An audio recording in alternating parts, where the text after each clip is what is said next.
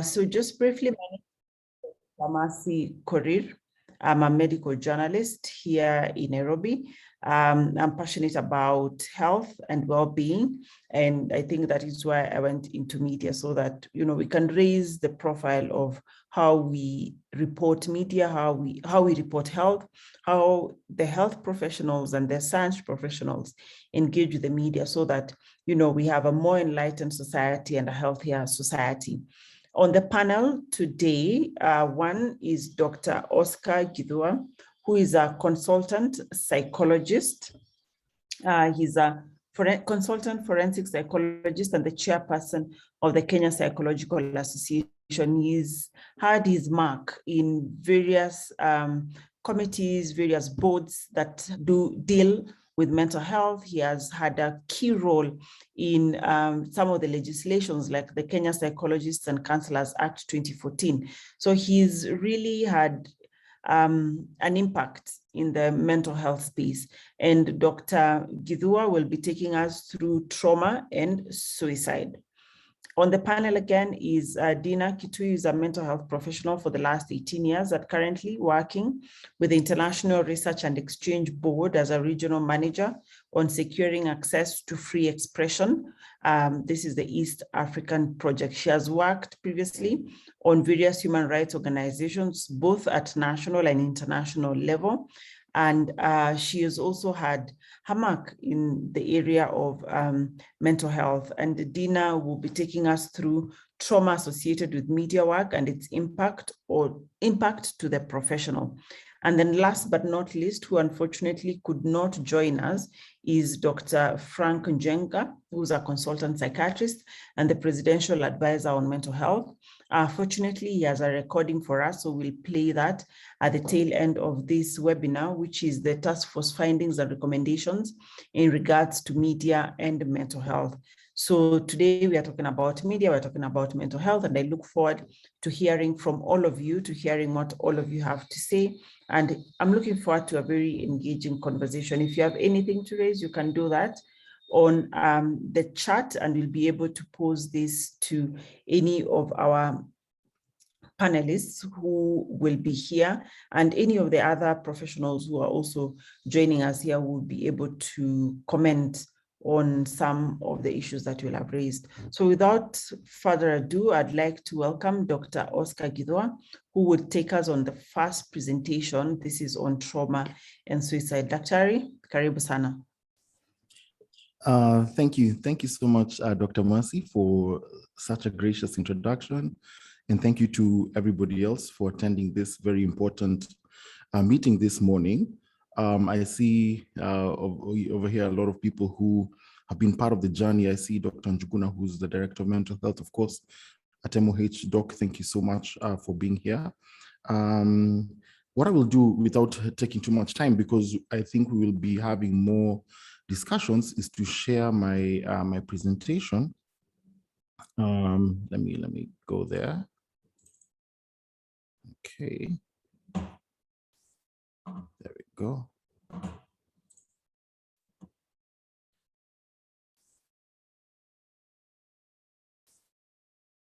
Can you see it? Yes, Doc, we can see it from this end, so you can. Thank you. Go. All right, great, thank you. As you've heard, my name is Dr. Oscar Gidua. I'm a forensic psychologist, and I'm also the chair of the Kenya Psychological Association. And this morning, I'll try in the next few minutes, about 15 to 20 minutes maximum, to kind of paint a picture, because of course, this issue is very important. And I think there are people who are even probably more qualified than I am to speak about this issue that are on this call as well. So how I'll organize the presentation today is we'll have a bit of an introduction. We'll talk about the importance and nature of news, and we'll talk about its unintended impact. And then we'll talk about the strategies that we can consider implementing. I am aware that Dina will be talking about the as I've heard, the impact and the trauma impact. So what I'll do is I'll limit my presentation to what I will share.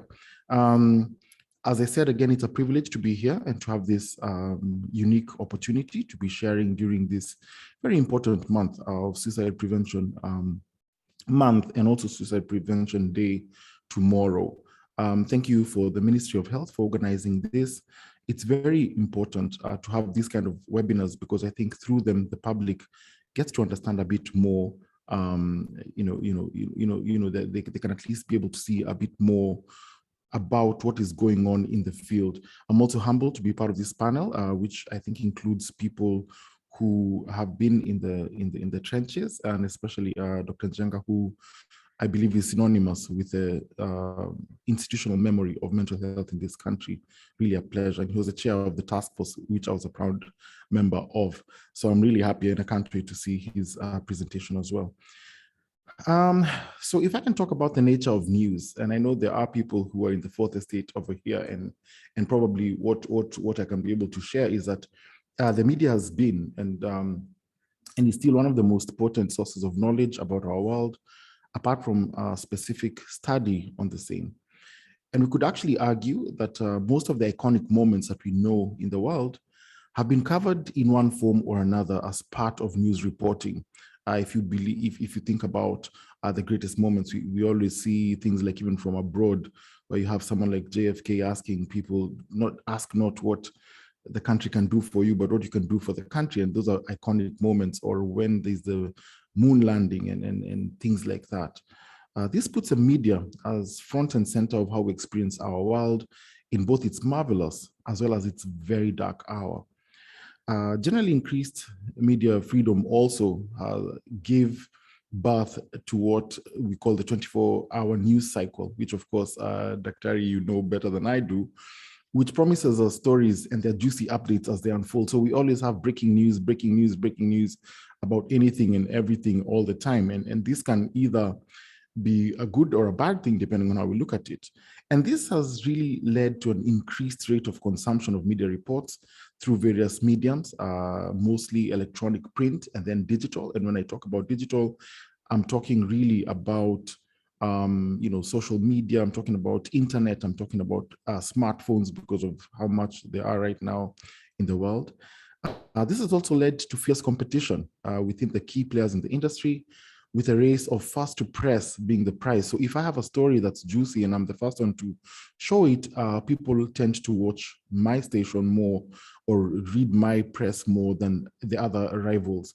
And also stories are ranked in order of importance, but also in order of shock value. And the media adage, if it bleeds, it leads, best illustrates its facts. Of course, it does not necessarily mean literal bleeding, but also it's just about shock value, impact value, and such. So if a story is a nice story, I remember being told one time in a media ethics class a long time ago, when I was a young Moran, we were told that it's never news if a dog bites a person, but if a person bites a dog, then it's news. So that kind of illustrates that some things might be news, but they're not really newsworthy for reporting, because the impact that they might have is not as shocking as might be required. In fact, I think also on that same point, I've interacted with journalists a lot in this country, and especially when we're doing trainings around trauma and media reporting. And you hear that there's demands from the editors about stories. So if a reporter is in the field, then there's an accident somewhere in Kenya, and they say, oh, a matatu has crashed here. The question they're asked from the newsroom is usually, how many people are dead? It's never about, what happened. It's not about how many survived. It's about how many people died. And if you say that 3 people died, then what happens is that you're told that's not a story and you have to let it go. But if 15 people or 25 or 28, then therefore that becomes a story. And so you find that the attitude, even in the newsrooms itself, is towards that adage of if it bleeds, it leads. This therefore explains why there seems to never be any good news leading in most media reports. And this has led to what I call the media content personality, that if I'm going to watch news or if I'm going to watch any media production, I can almost predict to about 85% of certainty that it will be a dark, grim, depressing, and a story that's devoid of hope. Most of the times, that is what we are fed, and that's what we've been seeing for a long time. Of course, the exceptions to this rule are few and far between. And in this country, I can tell you of two instances where we have good news leading, and that's usually very predictable. And the first occasion is when our teams perform very well globally, or even athletes. They just concluded Olympics, was a good turnout. And that showing for a country gave us good news. And then also when national exam results are being announced, that's the other second time when you actually see good news leading in the newspapers. Almost all the other times, and I don't want to say with certainty that all the time, but majority of the other time, if you look at the headlines in either print, electronic, or whatever kind of media, it's usually something that has to do with conflict, that is dark. It's about corruption. It's about how the economy is bad. It's always about something that does not necessarily inspire hope in people. And what this shows us is the nature of what news is anyway. And most of the times when you see reporters doing what they're doing, it's not because of just the wanting to sell news. It's also just because of what traditionally has been reported over time. Things like politics, transportation accidents, natural disasters, famine, wars, crime and murder, riots, child abuse, family violence, sexual violence, genocides, coups, unrest. And right now, what's happening in Conakry, you can see what's going on, and to name just a few, and their aftermath. So of course, those stories don't come alone as standalone stories, but they also have a lot of loss, bereavement, and extreme human distress tied in with them. And also, if I want to just add something that's more relevant to mental health directly, there's also the reporting about mental health, which may range from having somebody who is experiencing a mental health issue or issues to violent incidents portrayed as being perpetrated by a person with a mental health challenge. And suicide is one of the topics that has been covered with a lot of news, a lot in the news cycle locally. And you've seen a lot of the homicide, suicide cases involving, among others, security officers and people who've been being looked for. Then it ends up in a person dying by suicide. And this is really common nowadays across the globe, and especially in our country. It seems to be the news that we are consuming the most. And I get calls from newsrooms all the time saying, "Hey, doc, come help us understand, why is it increasing? Why is it increasing?" And sometimes when I have a candid discussion with some of the editors and some of the presenters, we ask ourselves, is it that it's increasing, or is it that it's being reported more, or what's really going on? Because we have to be careful not to also give an impression that something has increased if it hasn't, for sure, or also underestimating if it has actually increased. So we have to be careful about that. So what are some of the unintended impact of this? The first and obvious one is traumatic stress and PTSD, which would be as a result of watching all of this horrific content. And then somebody is left in a state of despair and feeling helpless. And then they might exhibit symptoms akin to those of traumatic stress and PTSD.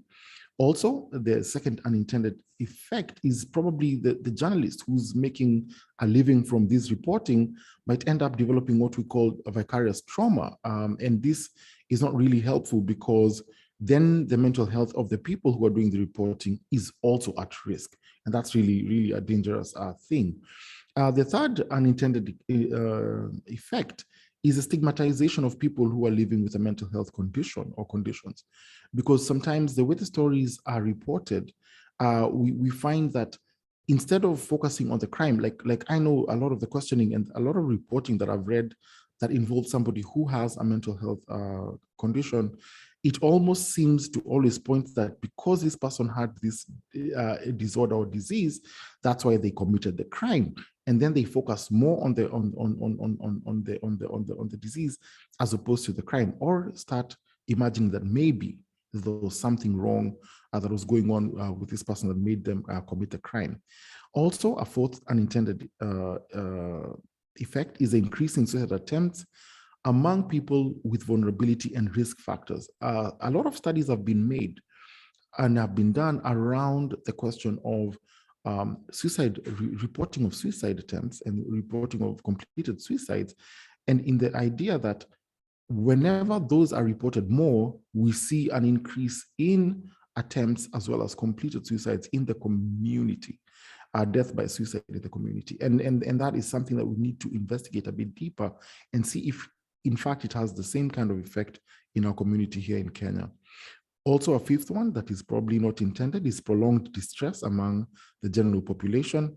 And the last one is a loss of hope and hopelessness. Of course, this is just a small peak of the unintended effects. Of course, there are very many other effects that go along with this. And if I can give a personal story that was shared to me, when someone saw the poster for this meeting, someone reached out to me, and this is a person with lived experience of living with mental health condition. And they told me, Doc, please highlight in the meeting that the stigma is real. And also, whenever they kept talking about certain cases, and the case that this person told me was especially the one about the doctor at KNH. This person told me that story was so depressing to them that it actually made them start reliving and start to fantasize about wanting to take their own lives, because they had been in such a dark place themselves. And that story kind of pushed them, because they compared themselves and compared the doctor, and they said, my life is worse off than that of the doctor. And these are some of the things that we're talking about when it comes to the impact that this reporting might have. Now, am I saying that the stories should not be told? I'm not saying that. I think what we'll do towards the end of this and in the next few minutes is to talk about then what can we do to make it a bit better. So what can we consider to implement as I wrap up, because I know we'll have more time for discussion and to give the other panelists a chance to speak as well. With regards to suicide, World Health Organization came up with two main things, and one of them is around responsible reporting, and the other one is around sources of reliable information. What does that mean? The sources of reliable information means whenever you're running a story that has to do with somebody who has died by suicide, always engage a professional to speak about what is the length of information you can actually share or not share, or to confirm really other things, like, for example, what are the risk factors that are involved, as opposed to just talking about the completed end or the completed action, as opposed to talk about the process. The process sometimes is much more important, and I don't mean the means, I mean what are the vulnerabilities the person had. That is so important. Sometimes I read news stories, and let me give the example of a homicide story. For example, father kills child because he did not buy ugali.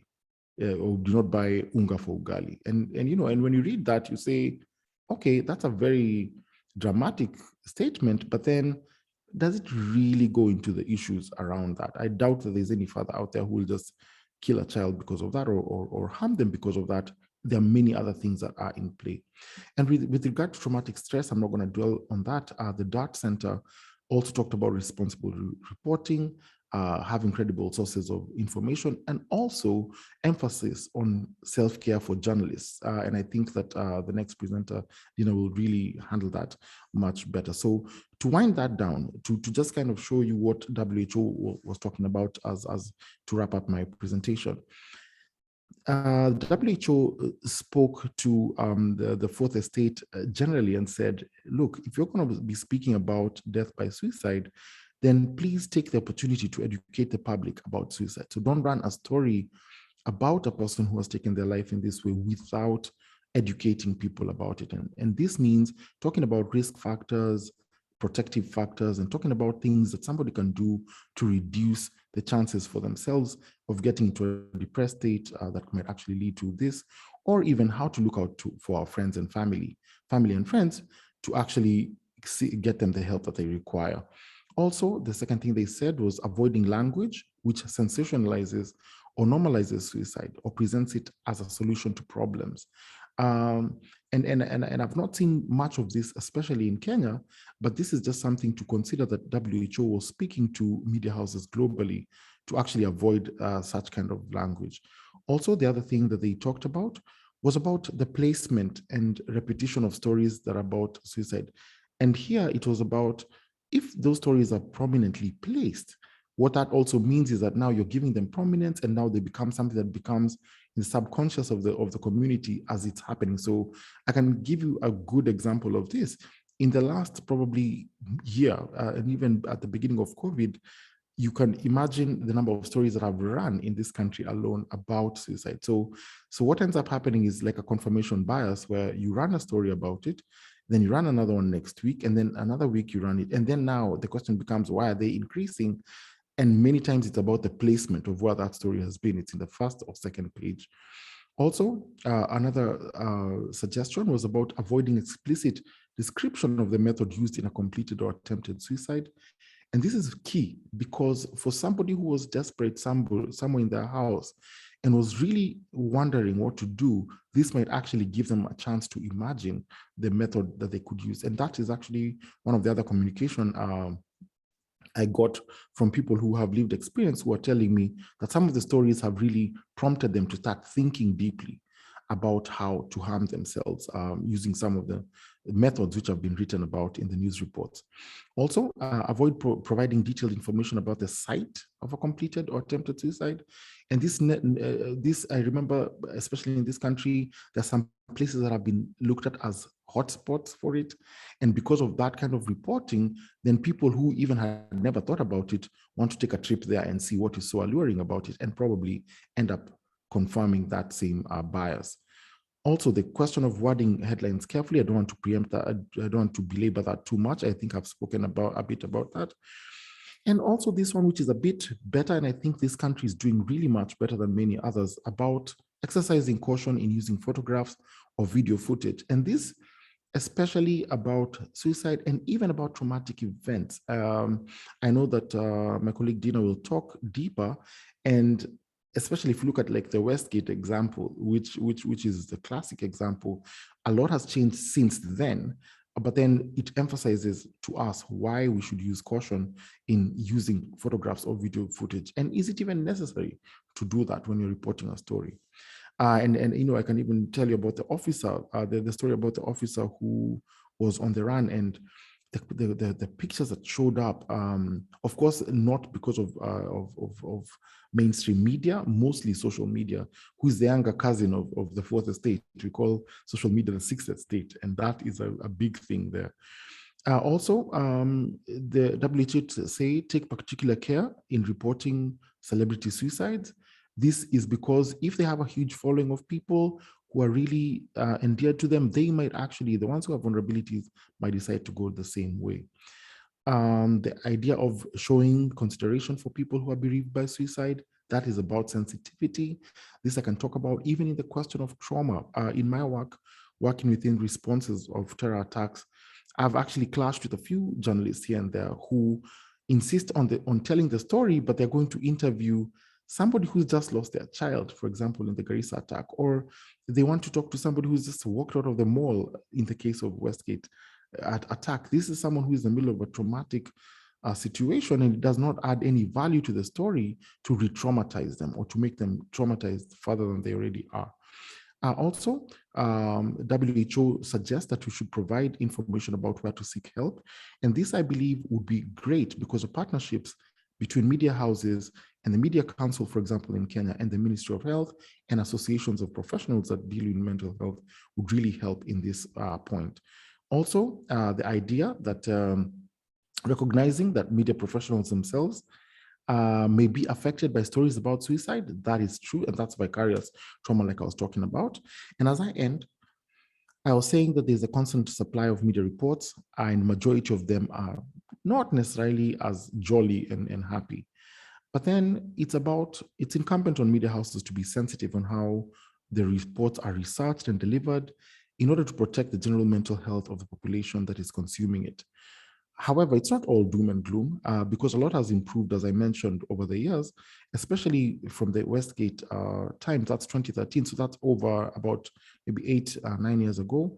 We're seeing changes now in the way that sensitivity is being shown. And I really want to applaud members of the Fourth Estate for that. However, the small cousin of the Fourth Estate, social media, has gained traction. and is now responsible for majority of media consumption, especially for the youth and younger generation. And this has benefits as well as challenges. The benefits are because we have the instant news, but the challenges are because they are not professionally trained about media ethics. You have unnecessary things shared and things that actually will traumatize the country. We have so much gory imagery that goes on, and eyewitness accounts that are really, really horrible, and they end up traumatizing people even more than mainstream media, I have to say. And also, as I said, it's amateur-led, so it's really hard to regulate it. And the mental health of our people is a collective responsibility, and we all must enhance to strive to enhance it. Sorry, we might strive to enhance it at all costs. As it benefits the public, it will continue to benefit the reporters themselves as well. And proudly, I know that the Ministry of Health is working with the Media Council of Kenya to start a unique partnership that will hopefully realize long-lasting effects in this sector. Thank you so much. Thank you for the opportunity. Thank you very much, Dr. I think this was a good opener to the conversation, and you've raised very pertinent issues. And I think some of the questions you raised are some of the things that I always grapple with, especially on re-traumatizing. You know, on this other hand, you want to tell the story, but on this other hand, there's somebody who will be living that trauma for the rest of their life. So how do you do that? And I think that's maybe one of the things that is grappled with.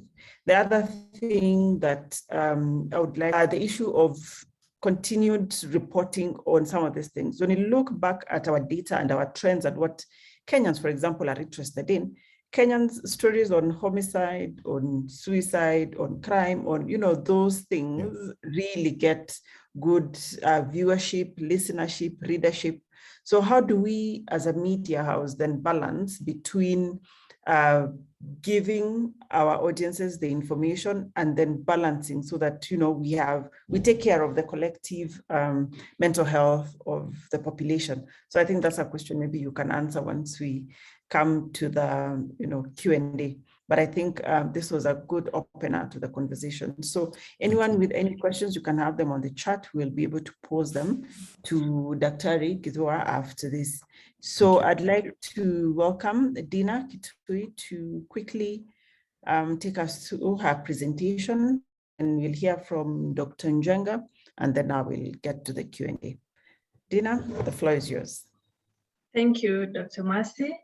And thank you, Dr. Githua, for the presentation, and the Ministry of Health for having this kind of discussions.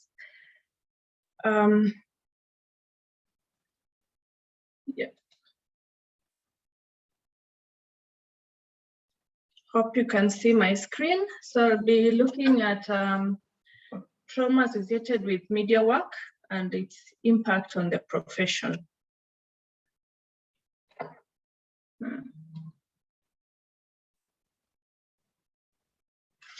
So just looking at what Dr. Githua has presented,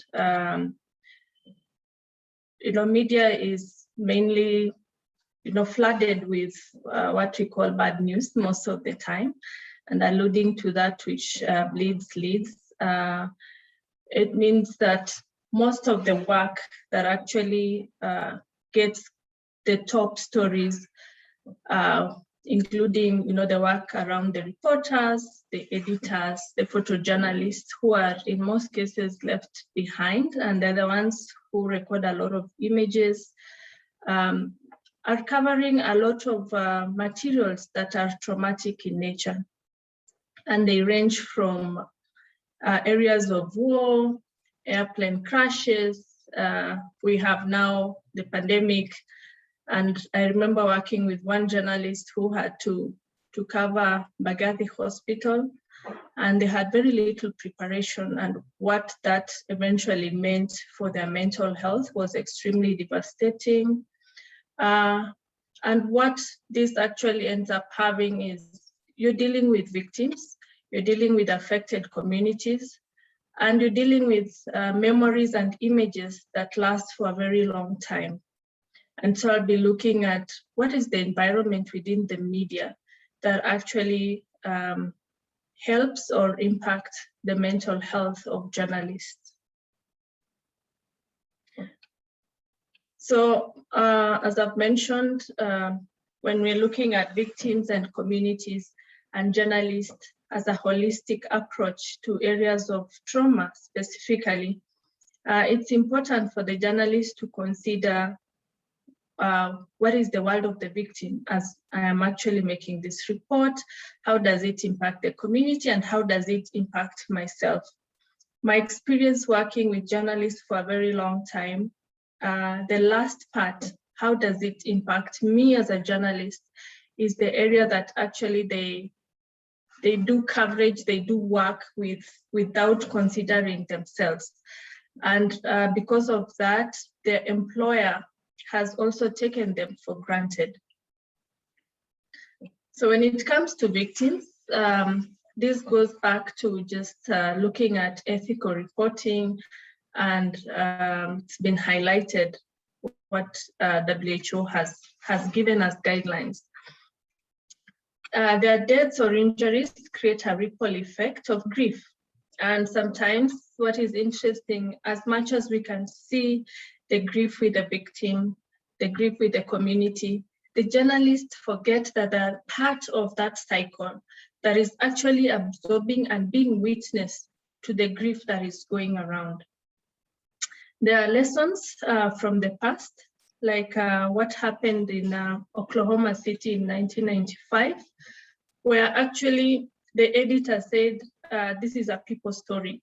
What that meant is that the journalist is not excluded from the story that was happening. And so he gave this memo in the newsroom. Many of these people who died were much like us, and they lived a good life and a useful life. The children who died alongside them had as much potential as well. What that does is you become part of the society, and it gives you the emotional sensitivity when you are reporting. Am I being part of a solution, or is this just a story that I'm airing out? And when you become part of the people and part of that story, it helps you also to be able to be sensitive to what you're feeling. Because the challenge for most journalists is when they're reporting matters, trauma, or something that is horrific in nature, they're able to imagine that it has nothing to do with them. And as we'll see, we get affected by what we are actually working on. And therefore, that makes them to be unable to express or to connect emotionally and say, wow, what I've seen is horrific. And I'm maybe losing sleep because I'm bombarded with images or dreams that are reminding me of the story that I've covered. And because they suppress that, with time, they live by numbing. They're not able to feel. The challenge with that, as I've interacted with many journalists, it does not just affect you as a person in relation to your work, but it affects your whole social life. So you are not able to connect at work, it means you'll not be able to connect outside work. And what that effectively means is many relationships will suffer, both professional and personal.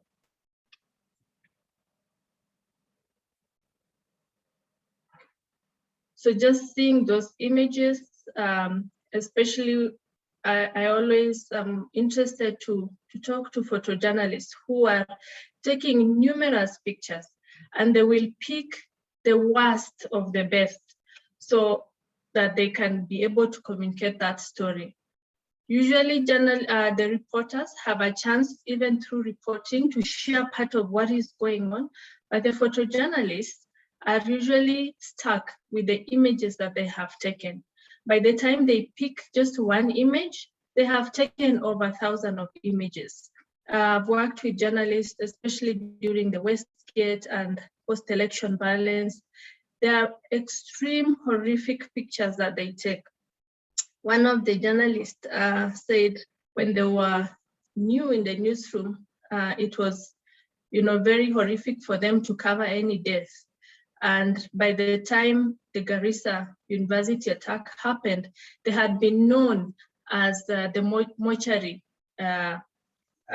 reporter. So whenever there's anything to do with death, they were the ones being called. So I was curious to know what is it that has helped you to cope with the fear that you had at the beginning? And his answer was, I've convinced myself that I don't have those feelings anymore. They're not my people, it does not affect me.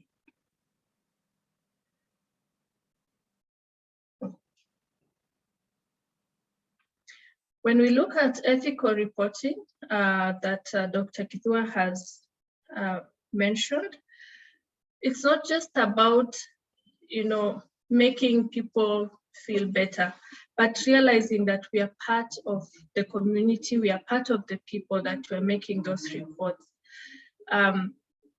What that does is, I've seen many cases where you're not able as a journalist to give the full report of what happened, because it's you have to give parts and pieces of what happened and what will highlight the case more. And again, in terms of pictures, you'll not be able to present all the pictures you've given. And they're left with a lot of guilt, and sometimes even just a situation, let's say you're discussing an injustice. When you go to a community, people are looking at you that once my case is highlighted, I'll be able to get the support that I need. But you don't have the power, and you're not able to even communicate that yours is to highlight, but it is another person or authority that will be taking care of managing. But because we are so interested in getting the source and getting the report, sometimes journalists overpromise or they give false promises, and they end up dealing with guilt. And with that, the pride in the work gets less. You get more demotivated.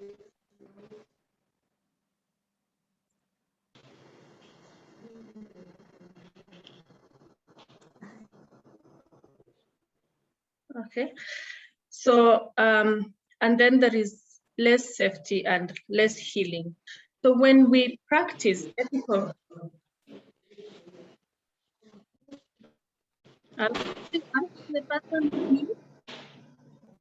wow. There's somebody who was unmuted. Kindly let us keep our microphones on mute unless speaking. Continue, Dina. Yeah. So when we practice ethical reporting, there'll be less guilt. There'll be more pride in the work that we're doing, because we don't have to justify and create other layers of what didn't happen. And it's very interesting, the narrative in the media houses about mental health, especially for young journalists, when they struggle at the beginning, you're told you'll get used to it. Even as we were there, but there is no proper language of it is okay to express your struggles, and this is where to get the help from. So when we are able to, to practice ethical reporting, which means we are also in tune with what is happening to us as part of the community, we are able then to normalize talking about stressful events. And this creates a better safety space for healing, both for the victim, the community, and the journalist who is reporting on the case. Just some of the highlights. I think Westgate was a major one. There was a special research that was done by Media Council, and they wrote some of the findings in the Observer magazine, which is one of their publications. And the CEO then noted that disaster fuels a lot of adrenaline in most journalists. And just want to add that it's not just about adrenaline, but when we are put in danger, there are extreme chemicals released in our system for our survival that are supposed to help us deal with the tragedy or something that is dangerous for us to survive. And these chemicals, when they're not managed properly, they end up being a hindrance in terms of our well-being. And so it's important for journalists to be aware that it's not just a mind thing, but it is also a chemical thing that is related to the danger when we are dealing with traumatic materials. And these chemicals end up causing harm if we have no way of managing them. And also he noted that most newsrooms have the maxim of that which bleeds leads, meaning that we are very much drawn to things that cause a lot of pain. But as much as it might be that which will sell, we forget the person who has collected that information. If it was bleeding, what does it do to them in terms of their well-being? So the traditional life of a journalist is mainly that guy who runs towards the gunfire when everyone else is running away from it. In most cases, many people who will be running towards gunfire are security personnel who are trained to do that, frontline medical workers who've been also trained to do that, and they have in place ways to manage the after effects, while journalists run towards it, but they don't have mechanisms, or the media houses have not put in place mechanisms of managing the traumatic events that they have observed. What is interesting is some media houses have tried to put in place some counseling services, but without the education of what is needed. So journalists then don't find it necessary for them to attend those services. Plus, they associate mental health to weakness, especially male journalists, in my experience. They'll be like, wow, if you start now, how many of these have we experienced? So they have minimized the role of psychological support, especially after experiencing or covering something that has traumatic material in it. And for that, they're very vulnerable to vicarious trauma, which is basically a reaction that occurs because of the interaction with something that is horrific. You witnessed it, you're hearing it, you're reading it, you're watching it, you're preparing it. So the reporters, the editors, the photojournalists, you actually become the witness to the events that have happened. Then there is also critical incident distress. This is a situation where there is that intense event and you feel that you're seriously in danger of being hurt or killed. There's a lot of gunfire, kidnapping has happened, the bombing and carjacking.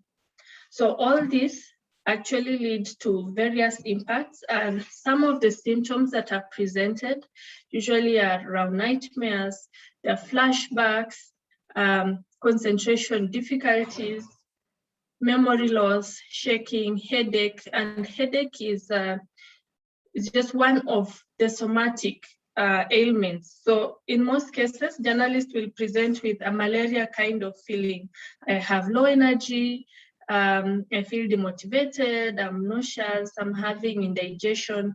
And when they go for medical checkups, actually they'll be negative. And in most cases, they end up just being given muscle relaxers or painkillers. So what is important for journalists to consider is when we go through an event, it's important to be aware that you're a human being and you absorb the emotions that are going around. And these things that we observe through what we are seeing, what we are hearing, what we are touching, what we are feeling, they have an impact because they're sending a particular message to our brain. And our brain is sensing that you are in danger. And it will release chemicals to aid your survival. And so why it's important to go through, most of the time we call it debrief, psychological debrief, is so that we can place that experience in the right way. What does that mean is to be able to know that while I was covering Westgate, I saw a woman in distress and I felt the distress. So the brain can therefore know that the distress I felt was associated to a woman I saw in a particular environment. But when we don't go through that process, it just becomes a memory of distress. But we are not able to place it in the right way. Where is it coming from? So it keeps reoccurring. And what we do eventually, because we just keep on going to the next assignment without finding ways to offload some of these emotions that we have collected from the work we are doing, our system naturally will find both good and bad ways of medicating what we are feeling so that we go on. For some people, they'll go out dancing. There is even a famous corner for journalists where you'll meet, dance, drink, and go on. Some of it is helpful. Some of it has created addictions. And with time, when what we are used to doing that works fails, there is a continuation of these chemicals being released because you are not getting better. And the brain is always getting the triggers of you are in danger. So what eventually happens, there will be, an imbalance within us. And for some people, based on our genetic makeup, our social experiences, our past traumatic experiences, these are the things that eventually leads into mental health complications.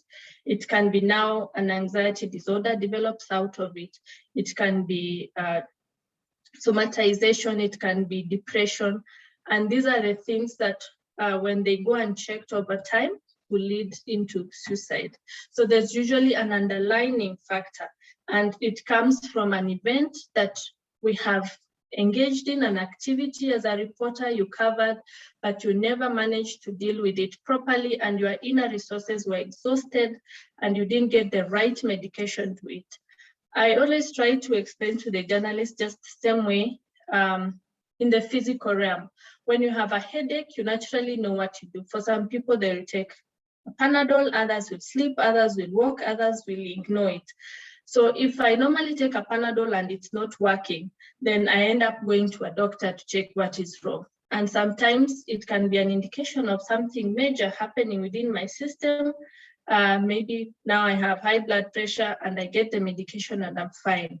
In the same way, we need to be in a place where we can normalize mental health to know that the sadness I'm feeling, I've talked to my friend before I did and I felt better, but now it's getting worse. So my next step is to get external support. It could be from a psychologist, it could be from a psychiatrist, to be able to understand what can I do better so that this sadness gets in a comfortable level that is manageable. But what happens usually is we suppress and we try to look okay when we're not okay. And that conflict continuously is what then ends up into more injury. So this is a quote from one of the journalists, that a dream job can also become a nightmare. This is a journalist who had internalized a lot of traumatic material and ended up convincing themselves that they cannot be affected any further. And they ended up being depressed, and they had to deal with the notion, the narrative that they had in their mind, and challenge it to be able to recover. Challenges in the media industry. Journalists are very good advocates for others, but the worst for themselves. They hardly talk about the challenges they face within the media houses, but they're very fast and happy and adrenalized to talk about what's happening around them. The media owners, unfortunately, have taken advantage of that, and they have prioritized profits over the well-being of journalists. I had a session with the editors, and they said, at the end of the day, this is a business. And yet, when you look at actually what it takes in terms of prevention, it's not a big cost. The issues around GBV are a reality in the media houses, and the journalists are not talking about it, and this has had a major psychological effect and mental health on journalists. Then the narrative among fellow journalists is that they have normalized stigma for mental health. These are normal things. What you're going through is normal. You'll get over it. It's just part of the work. but it's not something that, we need to be sensitive to and address it. The working environment breeds space for challenged mental health that causes a lot of injury. Issues of pay that have made journalists compromise their ethics. Workload is heavy with little support, but again, they don't advocate for it. It's just more of survival that, okay, people are being laid off, I better just take in more.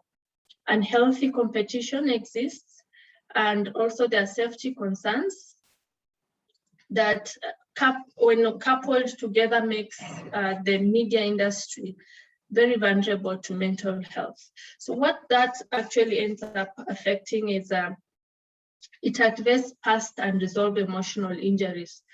This life is a journey that has both roses and thorns, and it's just good to be able to find a way to integrate and live in a healthy way. When you get an injury or a fracture, you'll go to the hospital and be treated and elevate your leg if it has a fracture so that you're not causing more harm. Emotional injuries, unfortunately, we become our worst advocates. When you're feeling low, you're telling yourself, I cannot allow this to put me down. And yet it is time that you need to, to baby yourself more. So being aware in terms of how we're making the injury worse is very important. Increased psychological distress within the practice. There is increased mental health challenges, which mainly low motivation. When you look at the impact, when you're having concentration problems, it will make you to do a shoddy job, you take shortcuts, you compromise the sources, which is basically unprofessional practices, poor quality of work, and overall, it makes people not live a quality life. And most journalists, unfortunately, when they retire, there is very little happiness that you can see that someone has just happily retired and they're living their lives. And in most cases, because that is when now there is no work that keeps you adrenalized to say, okay, I keep on going. But now it's when like all those images you're trying to suppress, all those relationships that were not deep enough, it all becomes reality and the situation gets worse. Thank you very much. Wow, thank you. Thank you so much, Dina. I think as you went through the slides, I could pick points and some of the issues that I see, some of the things that I've picked from my colleagues. And when you talked about, people or journalists keeping what they have seen and thinking it doesn't affect them, it reminded me of, and especially on the photojournalists, when we were looking at 10 years of the 1998 bombing, I interviewed one of my colleagues, a photojournalist who covered that event. And it was a traumatic interview for him because he relived that interview. And I remember he even broke down during the interview because now he was reliving the images that he saw at that time, the trauma that people were going through. And I think your presentation couldn't be more on point as to what we in the media industry go through on a day-to-day basis. So thank you so much, Dina, for that, for your presentation. I think just so that we are still part of this conversation, what I would do before our last presentation is have the panelists answer some of the questions that you have posed on the chat, and then maybe in the next 10 minutes, and then we can do the last presentation, and then we can wind up from there so that we are all still part of this conversation. And I think I'll start with you, Dr. Gidua. I had posed a question initially on how do we balance between what the consumption of the audiences and their interests are versus safeguarding their mental health at the same time, because Dina said it is a business, or that's what you're saying. So how do we strike that balance, Dr. Thank you so much, Doc. You're right. I mean, it's a rock and a hard place, because on one hand, the livelihood of journalists across the world is dependent on selling the stories and being able to be on air and remaining relevant to the community. But then here's where we ask about cost-benefit analysis. Dina's presentation was very clear, and I really liked the fact that she went into the effects of what I would call self-inflicted injuries on the reporting. I think the way to sell it to media houses for us would be to say, yes, the public wants to see these stories, but could we have something in place for the journalists, at least, first of all, to safeguard their own mental health, and then also be sensitive in how we cover the stories, because the stories, of course, are important. But then I think it is the how we report, or the how we prepare, or the when we prepare, that really should be the things. So I cannot stand here and say, from a perspective and say, no, don't ever show the stories because they're traumatic. I think it's about the sensitivity. It's also about ring fencing the journalists, and in fact, I want to really just give a resource, especially for journalists. There's something, as Dina was presenting, I remembered something that I shared with members of the media as well, and this is a resource that probably anybody who has time should watch, and especially if you're from the Fourth Estate. Dr. Mercy, I think you've mentioned about a photojournalist. There's actually a documentary called War Photographer. And War Photographer is a movie that follows the life of award-winning photojournalist James Natchui. I don't know if I butchered his last name, but he's a person who is probably known for most of the iconic pictures about war and the Balkans and all of that. I mean, he's the person behind all of that. But then this movie follows him, and at the time when the movie was being done, he was about, I think, 64 years old, and he had done it for over like 30 years or something like that. And he was miserable. And even at some point talks about the way he's presented so much glory and beautiful things to the world, but he's actually ended up being so broken and really mentally, like his mental health has really, deteriorated so much. So I think it's a great resource for anybody who's in the media to watch. Really well done, really well shot, and it's almost silent. And so it shows you the power of images and the power of really reflecting about the work that we do, no matter what work we do. And I think for the media, because that's what the topic of today is, it's really a good resource to see how that actually shows itself. And I believe also for media owners, they'll make more money when their staff are more productive. So it doesn't help to also not have unproductive staff, and then they have bad stories, then nobody wants to watch stories. It's a ripple effect. Thank you. Okay. Thank you, Daktari. Kendi asked, and I think I'll ask this to Dina, are there inventories that can be used to expose underlying mental dispositions, say in the comfort of one's home? Yeah, Dina? so yes. So one of, I just, because I'm an activist by nature. So before I respond to that, just saying that one of the things that journalists should be aware of is I'm one of those people who is willing to take on a journalist who has experienced harm in the course of their work, meaning their mental health has been compromised because of their work. And it's time that we sued these media houses because this is an injury inflicted in course of your work. If it was physical, it's seen, and it's the only way to emphasize the damage that is being caused. So, and actually, this is something that even WHO has laid down in how to go about that. So that is how serious it is. Anyways, moving on, an inventory on how to be able to track your own health. You should be able to know that there are things that naturally make you feel calm, you're happy, you're motivated. And with time, you can realize that things are changing. Are you able to monitor that things that used to give me pleasure, they don't give me pleasure anymore? My work, my productivity has gone down. And usually when people around you will tell you like, oh, you've changed. It's very typical that you get that kind of information. when you are sensitive and aware of yourself, you are able to actually monitor that something has shifted and you need to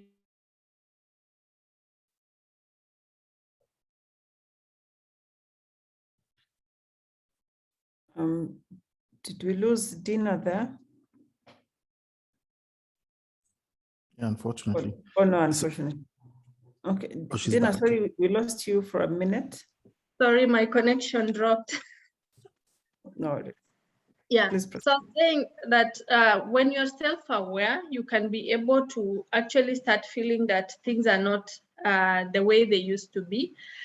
And then there are other means, like if, let's say you are having something like anxiety, you can just, on a scale of 1 to 10, you can be able to tell at the end of the day, where am I today? Was I more anxious? Was I at 10 or was I at 5?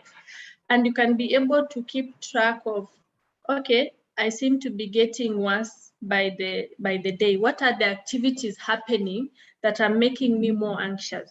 And these are some of the things that, you know, shed more light to your health on your own way of monitoring it.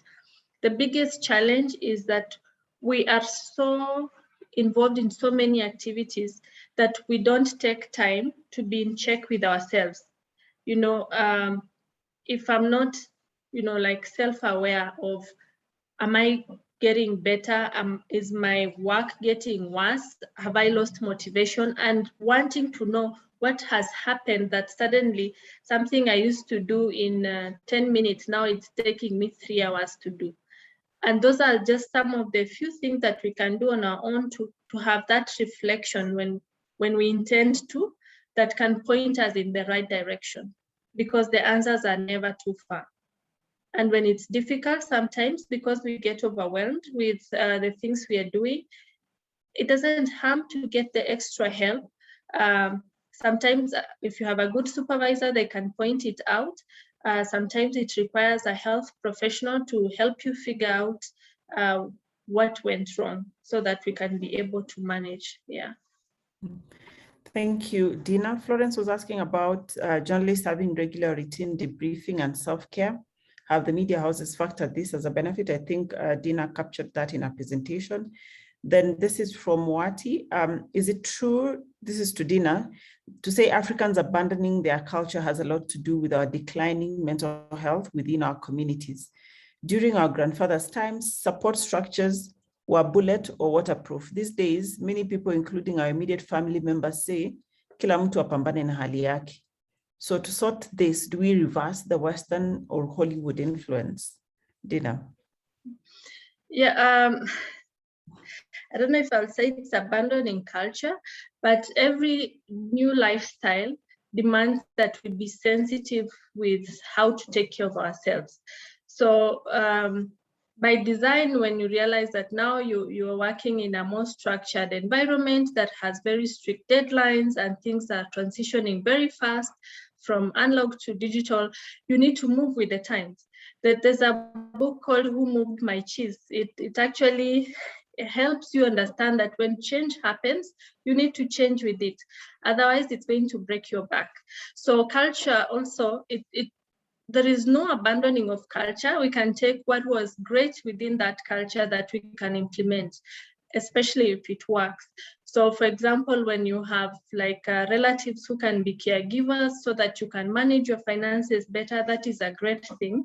But do you have the capacity to, you know, live with annoying relatives at the same time? So it has to be a balance that you look at and see what works for me. What might work for me might not work for you, Doc. So we don't have to cry that we have abandoned culture, but things have changed and we have to be very intentional to examine what is it that is going to work for me and my household, so that we are not covering the challenges we are going through. I think the one of the bad things that we have adopted is fake it till you make it, but it breaks you instead. So if we are having a challenge with my partner, am I open enough to acknowledge that there is a challenge?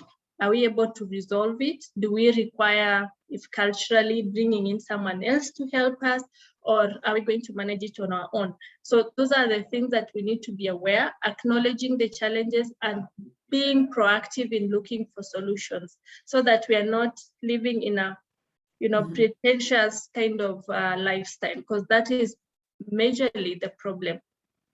All right, thank you, Dina, or the get rich quick mentality nowadays.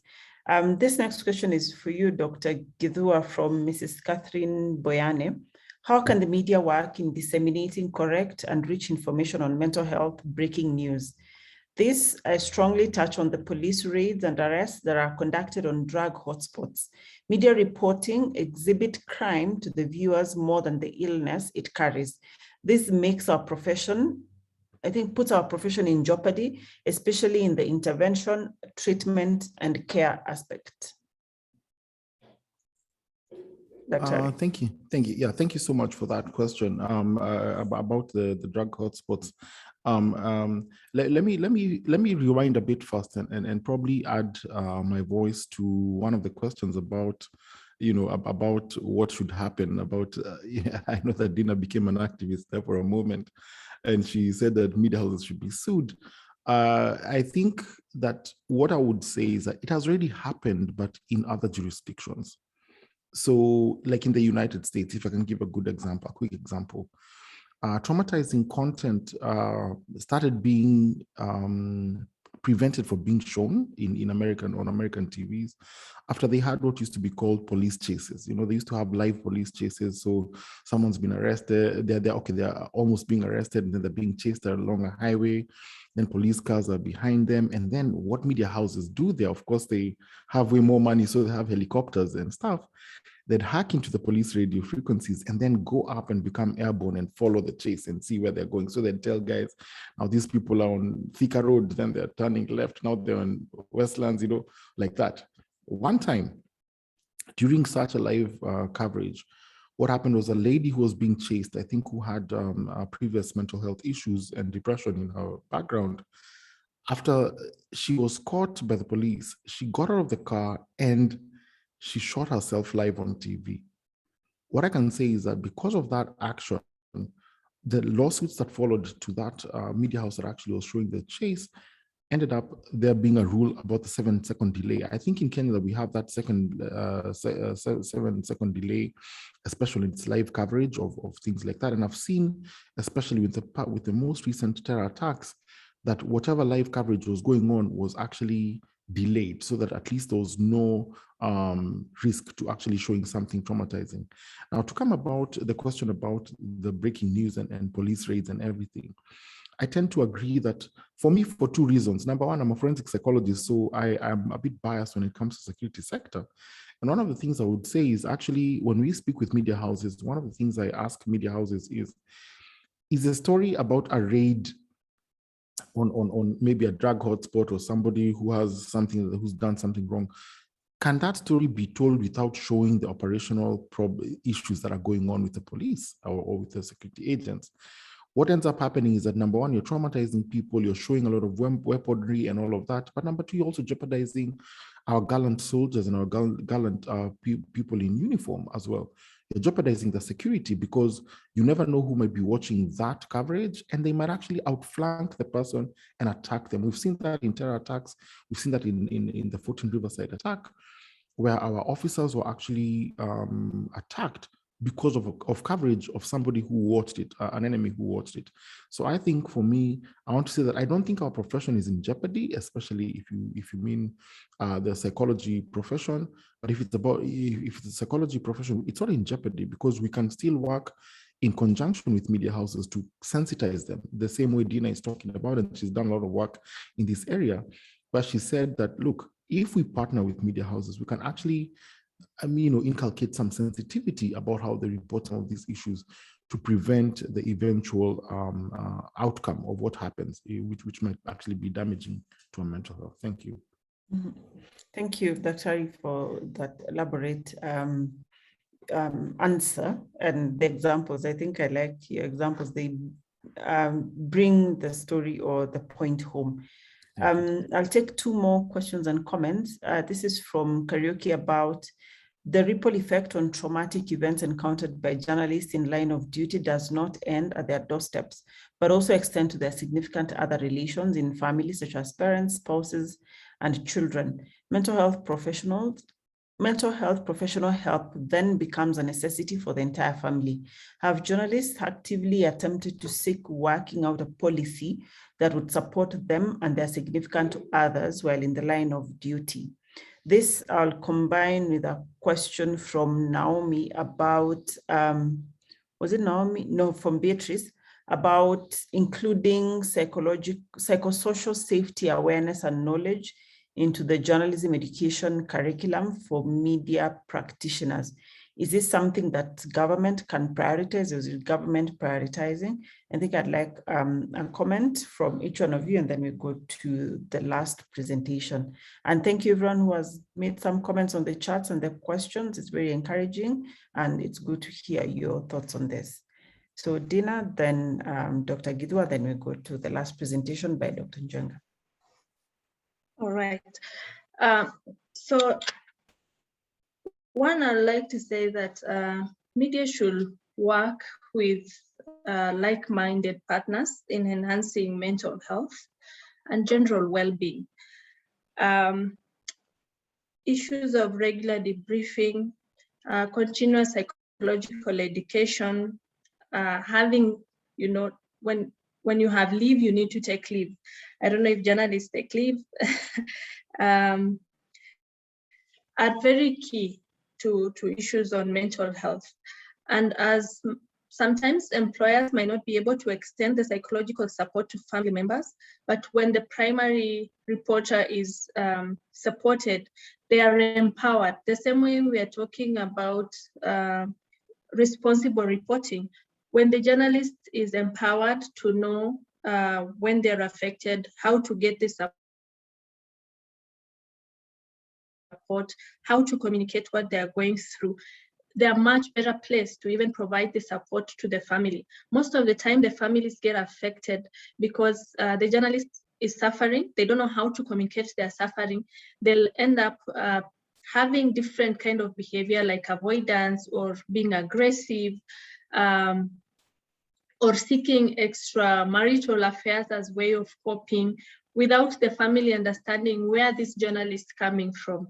So when there are preventative measures that make the journalist less vulnerable, and in case they get affected, just like any other health condition, they're able to know that actually things have changed and I'm not feeling well and I can access the help needed, then the families and the other people associated to the journalist are in a safer space.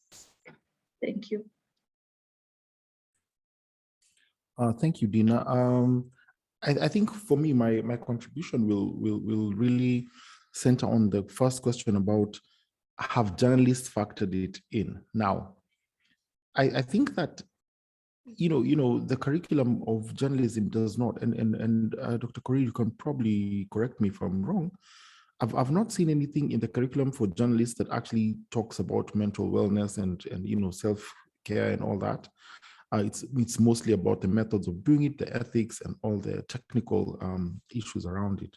So to say that, to ask if they consider it, I don't think it's considered, and not because journalists are bad people or media houses are bad, but it's because of the nature of the job.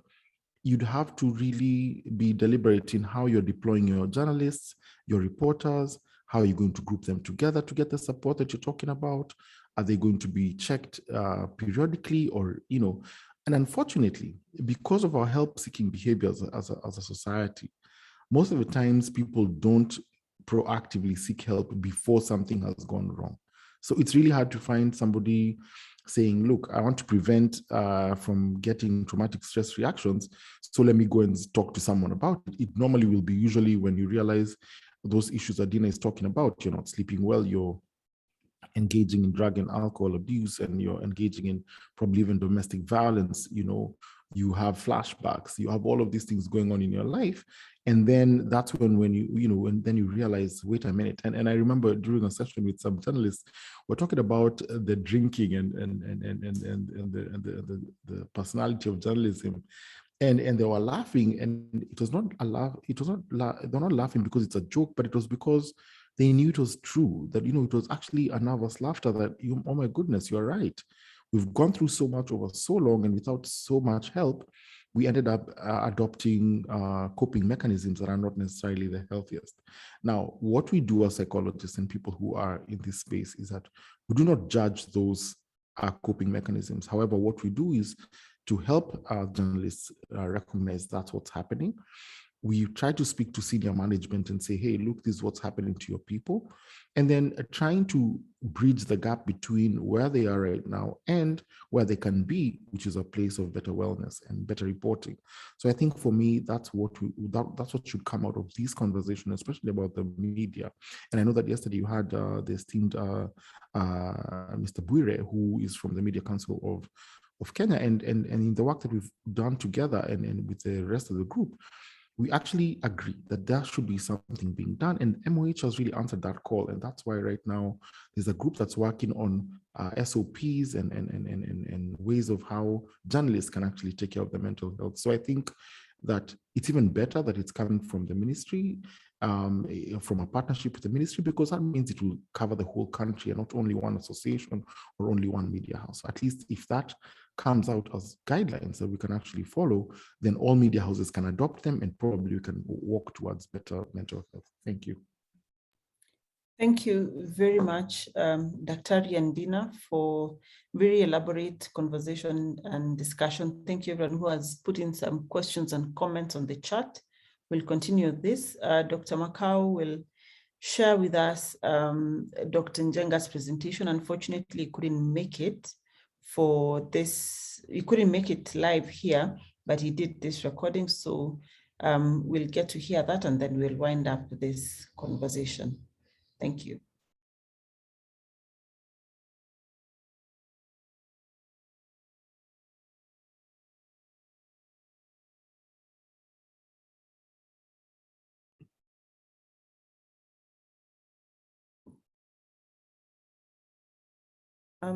Dr. I don't know if it's only me who cannot hear Dr. Njenga, or is it everyone?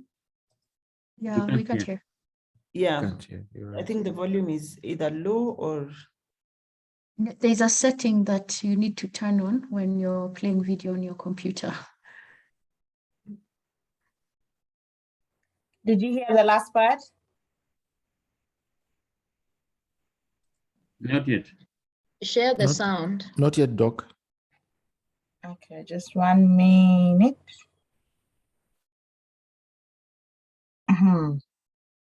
Right. Because I've unmuted. Just 1 minute. When you're sharing screen, before you actually share, at the bottom, there's an opportunity to check and tick share sound from your device. Okay, let's start that again. So I share screen. When you click on it, yeah. the green, yeah, thanks. Perfect. Thank you so much for that. All right, maybe I could just start it again.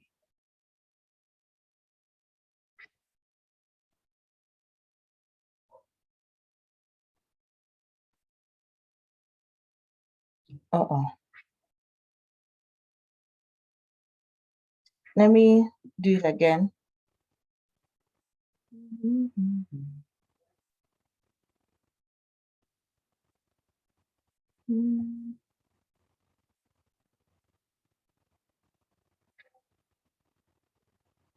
Oh, it's the one where it played.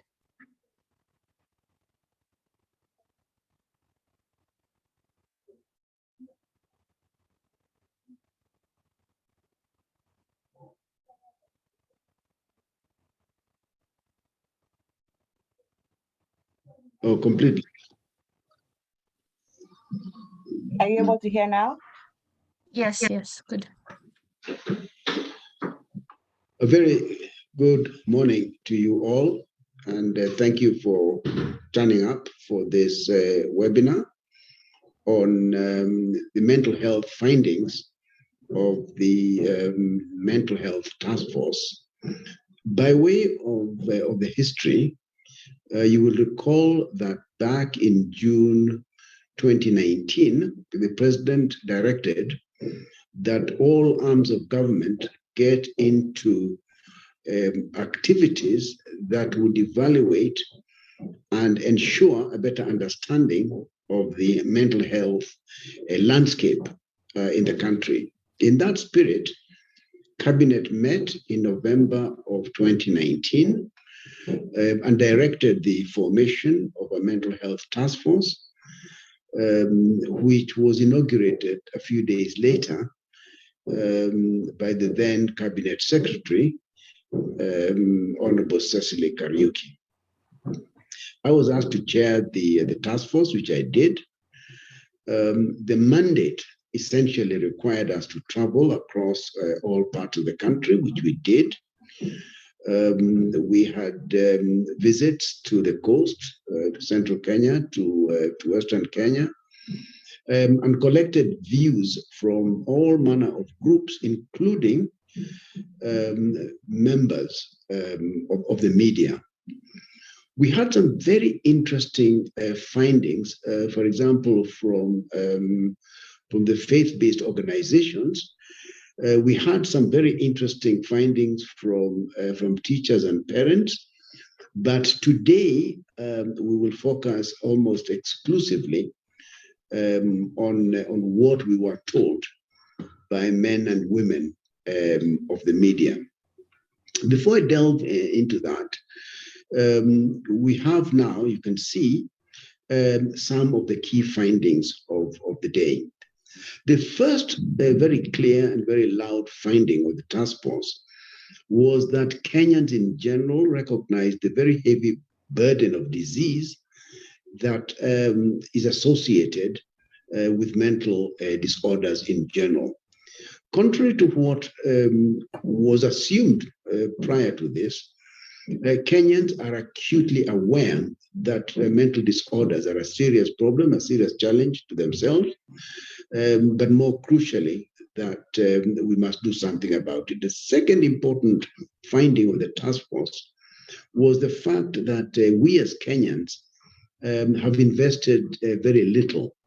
The specific finding there was that we have put in about 15 cents per person per annum to look after the very big problem that we have talked about. And thirdly, and equally importantly, was the finding that part of the perpetuation of the problems and challenges associated with mental illnesses in general is a fact that this is a condition that is the subject of much stigma and discrimination at all levels of our society. So with those three key findings, next slide, please.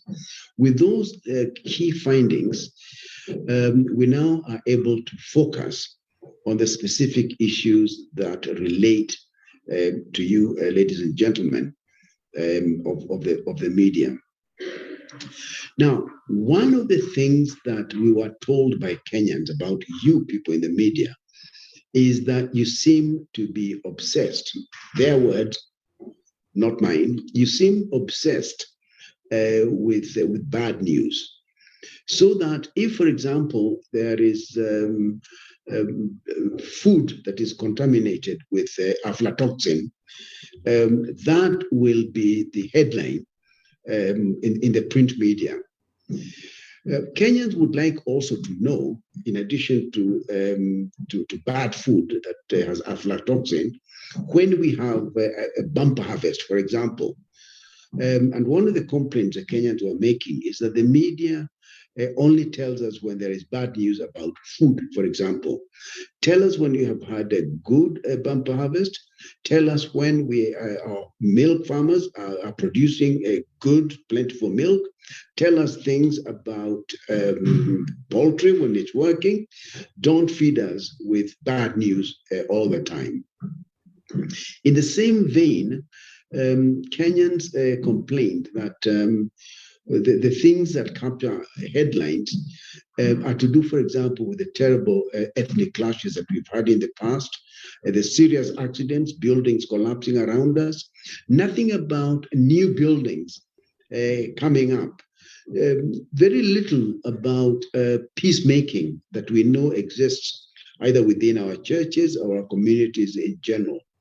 So Kenyans told us that the media, even as it discharges its responsibility of informing and entertaining, should really look for and report on silver linings within our society. And the reason for this, and I think on this one I agree with the findings from the Wananchi, is that repeated reporting of tragedy really tends to increase the levels of stress amongst our people, and really to be itself promotive of poor mental health. Now, you look at me in the face and ask me, is there any science behind what the Kenyan people are telling us? And indeed, there is a great deal of knowledge around the subject. We know, for example, that in the concept of vicarious traumatization, we have studies from the US on 9/11, where people who were exposed to the repeated scenes, for example, of those jets crashing into the Twin Towers, ended up having a higher rate of PTSD, vicarious traumatization.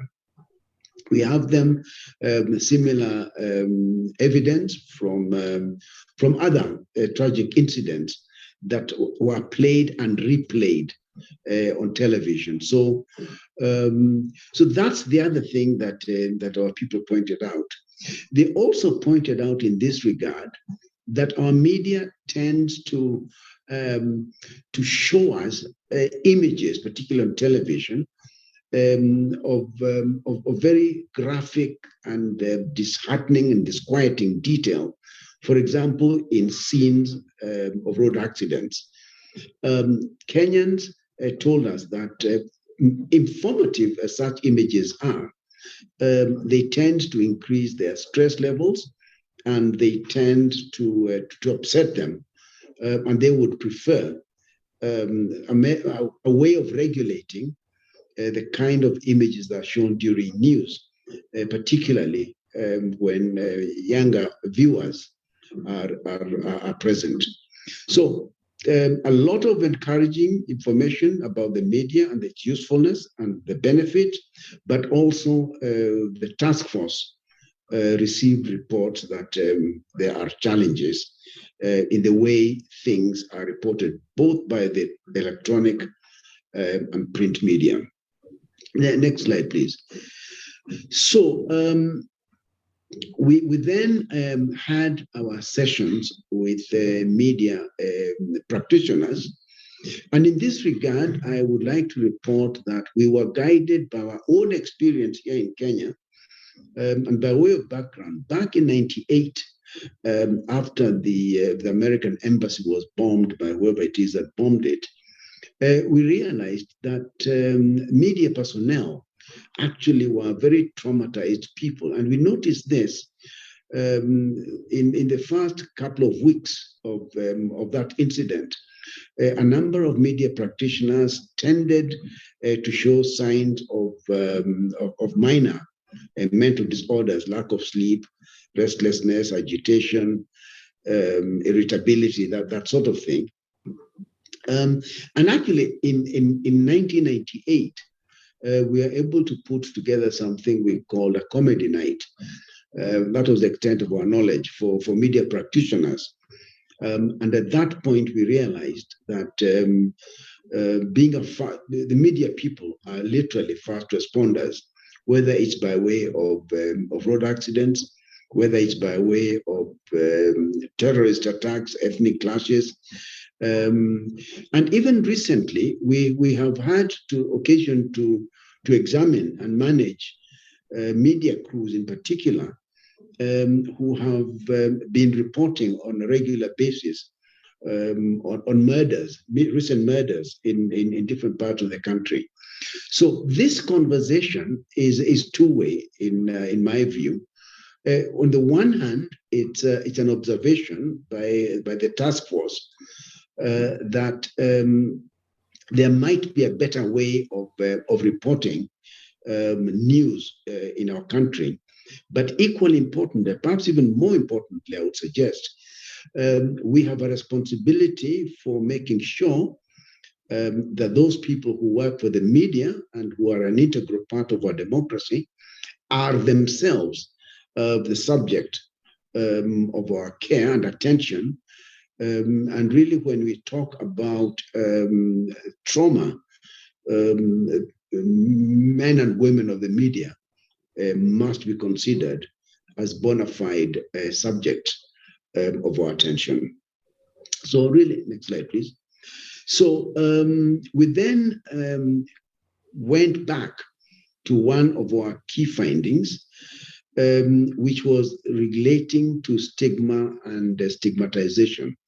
And the media practitioners also themselves told us that they are sometimes the subject of discrimination if anybody knows that they have either visited a psychiatrist or a mental health practitioner of any sort. But even those few media houses that have counseling departments, media practitioners, perhaps like many other Kenyans, are shy or afraid of being found out to have gone to seek mental health services because of the stigma that comes to seeking services. Now, this is a double-edged sword because it is precisely you, men and women of the media, that we will be looking up to help us deal with the stigma surrounding mental health issues.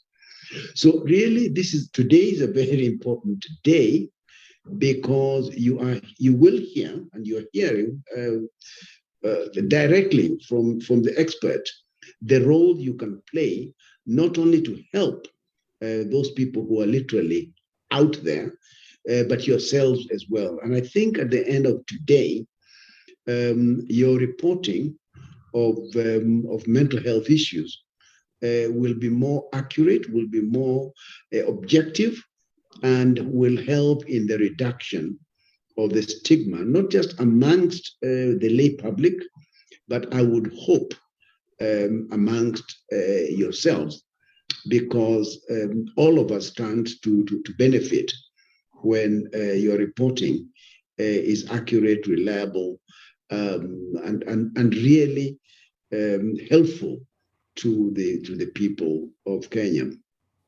So, with regard to the recommendations of the task force, these are on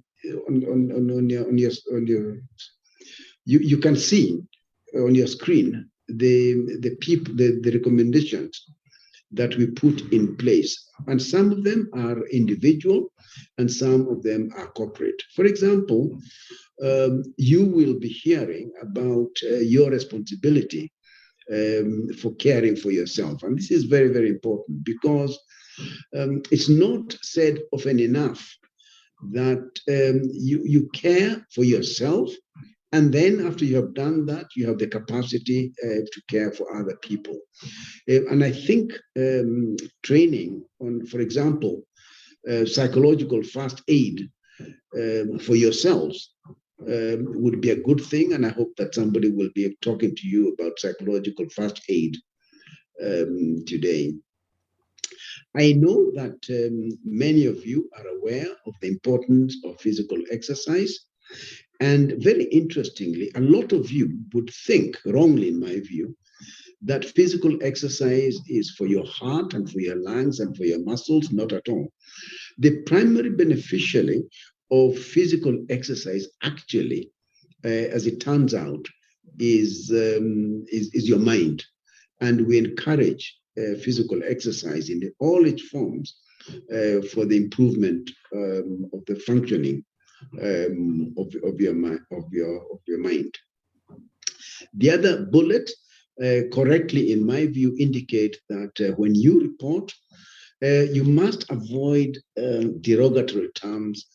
For example, saying that people commit suicide. No, people commit crimes, people commit adultery, people commit things that are unacceptable in society. And part of the training today, I believe, is going to be addressing this particular issue. I've mentioned the avoidance of the gory details about scenes of incidents. And I think it's important that you members of the media understand the negative consequences of very detailed and inappropriate reporting strategies. Coming to the end of my presentation, the responsibilities of your employers. Many of you here present work for various media houses. Those of us in government recognize our responsibility in encouraging employers to make provision for mental health coverage for all employees. We also, in our report, indicated, for example, that those institutions that provide for improvement of the mental health care of their staff should actually find a tax relief from providing improved mental health care, so that employers can benefit from making sure that they have a healthy workforce.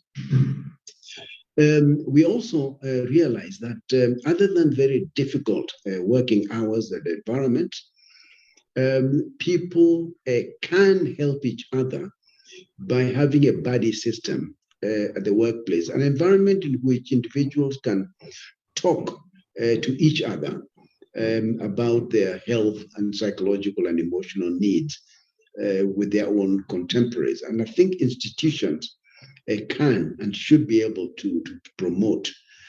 We've already talked about physical exercise. And finally, I think the opportunities for all employees to seek professional mental health care is important. We've talked about insurance coverage. We're engaging the insurance regulatory authorities in an attempt to make sure that all employees working in all companies, including media companies, have appropriate insurance coverage.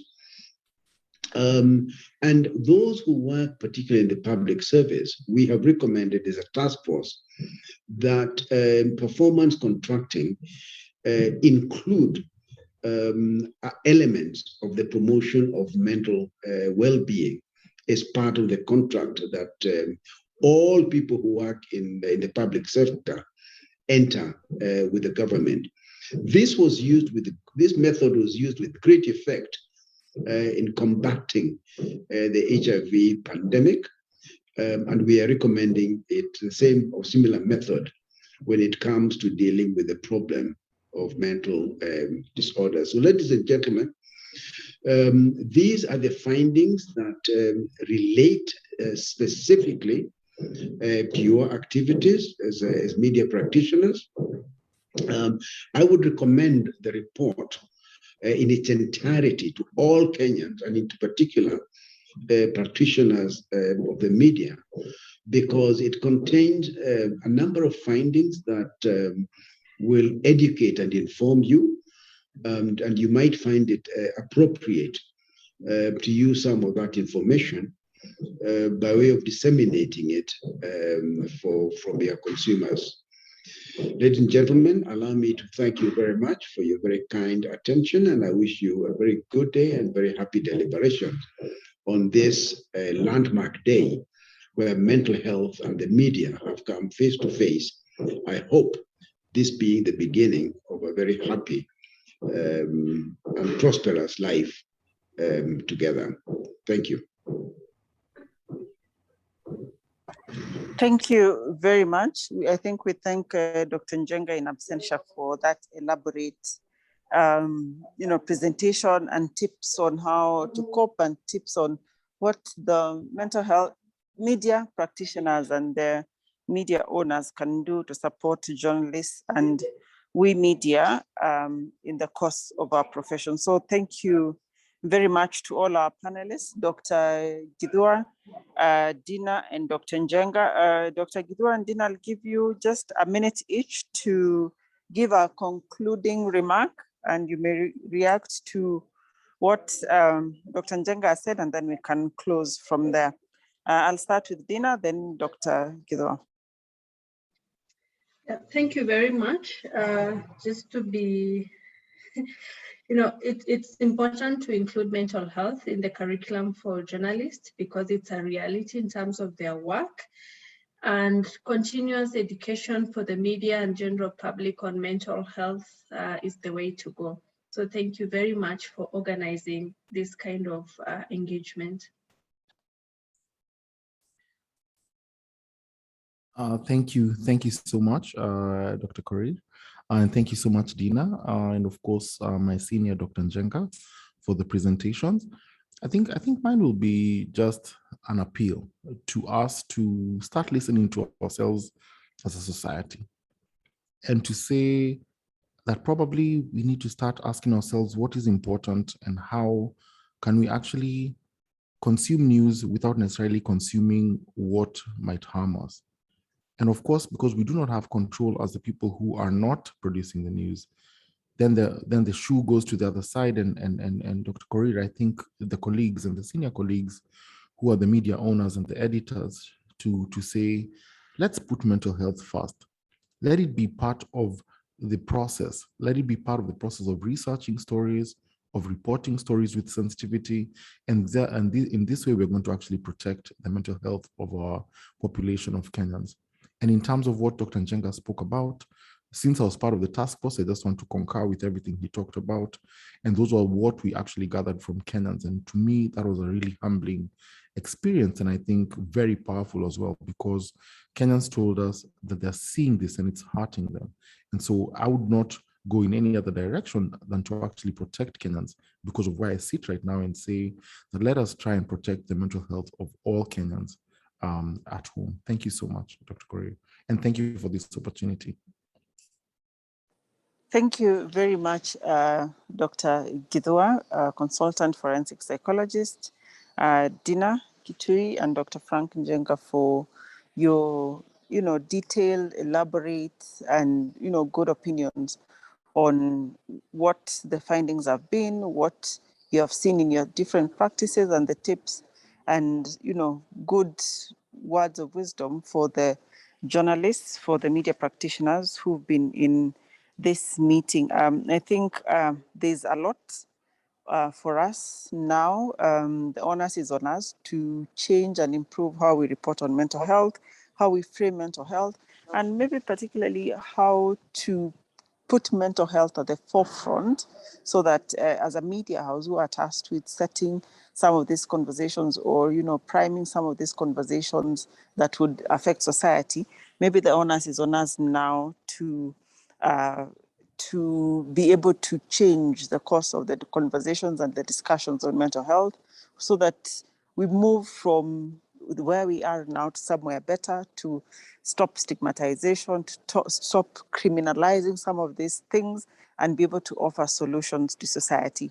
So thank you very much. And thank you to everyone who has made time this morning for this conversation, to your engagements on the chats. And I can see they are continuing. And I think this is a conversation that we'll continue having for the next foreseeable future. So I'd also like to wish all of you a very good day, very good, take care of yourselves as we continue these conversations in the different forums. My name is Dr. Mercy Korir, and I was your host for this conversation. Thank you, Priscilla Macau, Dr. Priscilla Macau and team for putting this together. I wish all of you a good day. Thank you so much.